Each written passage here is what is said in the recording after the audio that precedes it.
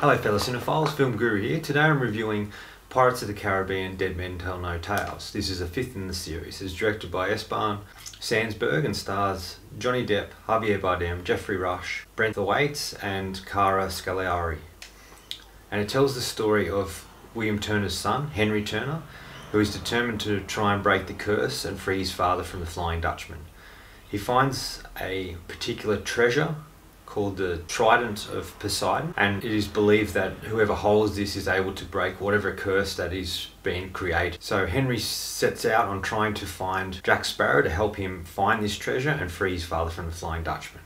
Upon his travels, he runs into and is nearly killed by Captain Salazar, a ghost pirate who is trapped in the Devil's Triangle. Salazar and Henry strike up a deal that if Henry can bring Captain Jack Sparrow to Salazar, he'll let him live. So this begins his quest trying to find Jack Sparrow.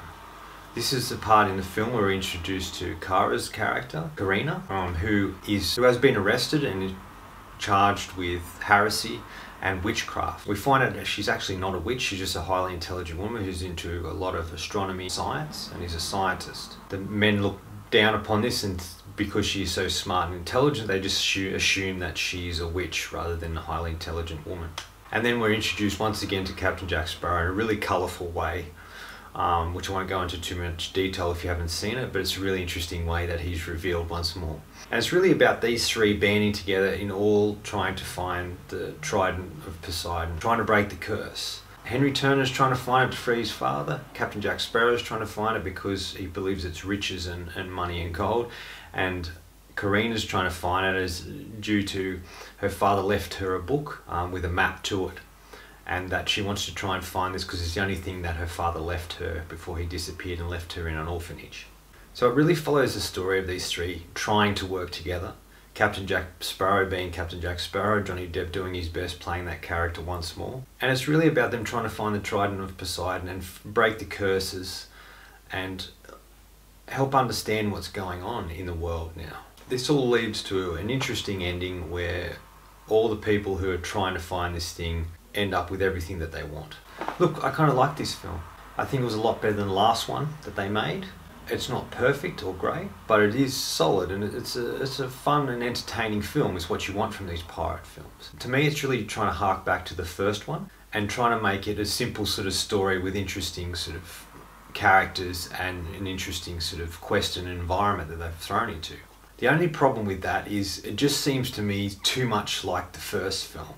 It follows the plot very similar to the original film, just with a variety of differences, but very closely to it. Like you still have Captain Jack Sparrow, you still have a Turner trying to find him and find something, and you've got another character, you know, much like Keira Knightley's character Elizabeth Swann, trying to break free of these pirates, and William Turner trying to chase her, and it sort of has this sort of elements in that and hits a lot of the same sort of beats that the original film did. I can see why they were doing this, trying to get back to what made the series popular, what made the movies really good.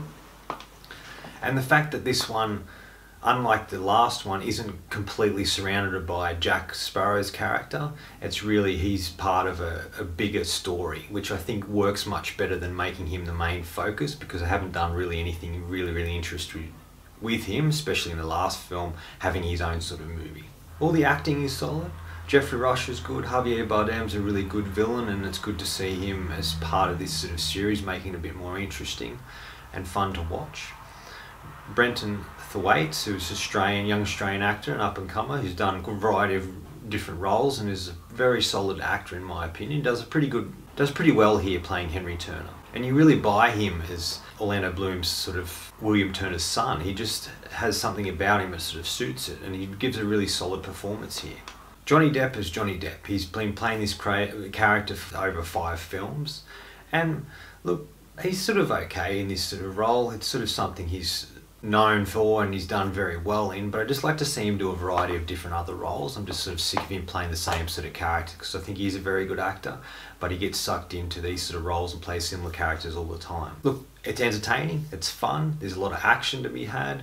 The sequences on the water are really fantastic. All the boat fights between the pirates and the Imperial forces as well as Salazar's boat. It's all really kind of interesting in that regard.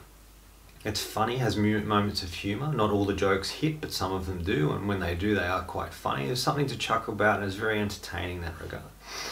The only criticism I would say about it would be, one, yes, it does follow the very similar plot to the original film and doesn't add any sort of thing really new to the sort of films or to the series. And two, I just felt it would have been better if they had the Karina character as the main character and then had Henry Turner as, like, switch the roles and the amount of screen time that they had within this film. I found the Karina character much more interesting. You know, a scientist, an astronomer, and a very highly intelligent woman in this world. And the fact that they keep pointing at her as a witch, I think, is a bit much. And there are elements to it where she doesn't believe these ghosts exist or these pirate ghosts exist, but yet she believes in a map, in a treasure that she's never seen, but is only a story. So there's just stuff like that, but I just felt her character was much more interesting in this, and I would like to see more of her. There is another character that is a witch, and I think her character is really fantastic. There's this young actress with a shaved head, and she looks really, really great in the role, and I would have liked to have seen more of her. She was just a tiny glimpse of a cameo in it, pretty much, rather than a full character. And I would like to see much more of her in this. They tried very well to tie all this film together and to, you know, tie it in a bow and finish it off, and it did very well in a variety of different ways. Brought back all the original cast, and it made something really interesting and tried to finish it off completely. It is a bit over the top with visual effects, but that's what we come to expect from these films. Look, being the 5th film, I think the series has gone too long to begin with. Ever since Gore Verbowski stopped directing them, like he did the first 3, they just haven't been as interesting, I don't think, as they could have been. Without him, it just sort of, they're fumbling around trying to write stories, where this one really is trying to get back to the original concept and the simplicity of the story. But it even goes as far as in the first one, Black Pearl, you know, the pirates go underneath the water and they're cursed, and it's Jack Sparrow's fault that it's happened, and they're trying to track him down. In this one, the Salazar captain was destroyed and killed, yet again by Jack Sparrow, was involved, and they are on search and trying to kill him. It just sort of hits the same beats and those sort of thing. And where in the Black Pearl they walk below the water, and this one they walk above it. It just hit the same sort of beats, and they could have done something really interesting and different with the Karina character, and that's just what I think would have made it a bit better. Look, it's fun and entertaining, but that's about it. There's no depth to it. It isn't great, but it is a solid and entertaining film. Final verdict.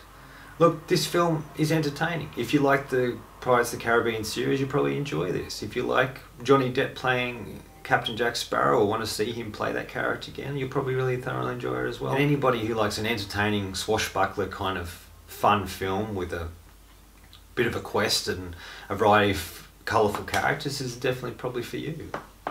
I don't think this film will be for everybody, but people who like a lot of entertainment will probably get a lot out of it. Look, I'm going to give this film 3.5 out of 5. I think it was above average, and like I said, was better than the previous film, but still wasn't great. And I still think the original film is the best in the series. It starts it off, you meet the interesting characters, and it's quite a fun and entertaining ride, and Gore Verbowski does a really great job directing these films. Anyway, that's all from me today. If you've enjoyed what you've heard here, please hit subscribe down the bottom. Otherwise, until next time, enjoy the movies.